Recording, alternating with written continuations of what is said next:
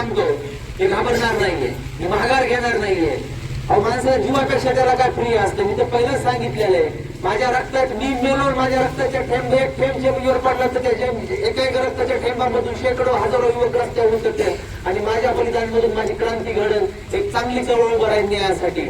अहो परळीला कुठे ना कुठे काय या वाल्मिकारांनी कीड लावून टाकली होती. सगळे अधिकारी वाल्मिकारांच्या पायापाशी असायचे. परळीचेच अधिकारी काय, बीड जिल्ह्याचे तत्कालीन कलेक्टर असते किंवा तत्कालीन एसपी असते, पोलीस अधीक्षक साहेब असते. आम्ही पोलीस अधीक्षक साहेबांना जाऊन हा प्रकार सांगितला. लोक म्हणजे तो 8 पोलीस मध्ये झालं का बोलणार नाही. अरे मीच 8-9 महिने फरार होतो. आता 2 महिन्यापूर्वी माझी इंटरिम बेल झाली. मला पुरावे गोळा करण्यासाठी थोडा वेळ लागला, म्हणून पत्रकार परिषद येण्यासाठी 1-1.5 महिना वेळ गेला. मला जर तत्कालीन अधिकाऱ्यांनी सहकार्य केलं असतं, त्यांनी जर लोकशाही पद्धतीचं पालन केलं असतं, माझ्यावर खोटे केस झाले असते का, माझ्या आई वडिलांवर, कुटुंबावर? तेवढंच जाऊ द्या, ते जर नियमात राहिले असते, कायद्याचं पालन केलं असतं, तर माझे भाऊंड्यांची हत्या झाली असती का? तत्कालीन परळी पोलिसांनी सगळं वाल्मिकाराला अभय दिलं, त्याच्या टोळीला अभय दिलं, म्हणून त्याची हत्या झाली ना.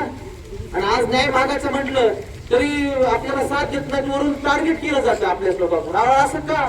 वाल्मिकारांनी सगळ्यात जास्त, वाल्मिकाराड काय संत होता काय, समाजसेवक होता का वाल्मिकाराड? वाल्मिकारांनी सगळ्यात जास्त आपल्या समाजाला, आपल्या वंजारी समाजाच्या लोकांना त्रास दिला, समाजाच्या लोकांची हत्या केल्या, समाजाच्या लोकांना शोषण केलं, आर्थिक शोषण केलं, मानसिक छळ केला. काय पाहिजे? किती जरी उदाहरणं आहेत. तर आपण अशा फाशीवादी विचारसरणीची जर आपण बाजू कुणी वळत असतील मोजके लोक, तर ते फार चुकीचं आहे. पण नक्की सांगतो, किती काय करा, वाल्मिक कराडचा खेळ सगळा संपलेला आहे. वाल्मिक कराड कधी बाहेर येऊ शकत नाहीये. उलट वाल्मिक कराड भविष्यामध्ये, तुम्हाला एवढं जिम्मेदारीने सांगतो, महादेव मुंडे हत्याकांड मध्ये वाल्मिक कराड, त्याचा मुलगा श्री कराड, अजून त्याच्या टोळीतले मुलं, त्याचे मुलं यामध्ये येणार आहेत. वाल्मिक कराड अजून एखाद्या मर्डर मध्ये येण्याची दाट शक्यता आहे भविष्यामध्ये. त्याच्यामुळे वाल्मिक कराडची टोळी सगळी नष्ट होणार आहे. वाल्मिक कराड तर पहिलीच त्याची राख झालेली आहे. अजून कशा प्रकारे समजून सांगायचंय? आज मीडिया इथं आहे, मी मीडियाला एक वाक्य सांगतो, मी कोणतीही गोष्ट तुमच्यापासून लपवणार नाही, हर एक गोष्टीवर बोलणार. काल एक तथाकथित रेकॉर्डिंग व्हायरल झाली, बरोबर आहे? मग तुम्ही अगोदर का नाही केली, आता का केली? ठीक आहे, तथाकथित रेकॉर्डिंग व्हायरल झाली.